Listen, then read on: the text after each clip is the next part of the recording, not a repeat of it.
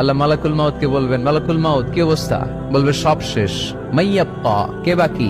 মালাকুল মাউত বলবে জিনেরা বাকি, যাদেরকে দেখা যায় না। আল্লাহ বলবেন জিনদেরকেও শেষ করে ফেলো, রুহু কবজ করো। মালাকুল মাউত আজরাইল জিনদের রুহু কবজ করবে। আল্লাহ এবার জিজ্ঞেস করবে, ইয়া মালাকাল মাউত আখবিরনি মাইয়াব্বা, এবার বলো আর কে বাকি? মালাকুল মাউত বলবে, আল্লাহ মানুষগুলো সব শেষ, জিনগুলাও শেষ, এবার বাকি ইবলিস শয়তান। কে বাকি?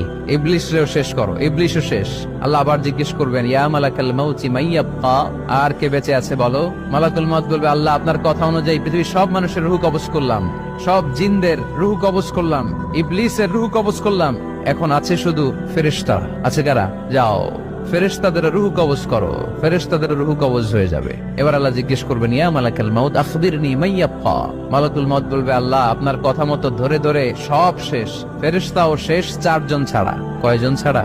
জোরে বলেন, কয়জন ছাড়া? ইসরাফিল, জিব্রাইল, মিকাইল,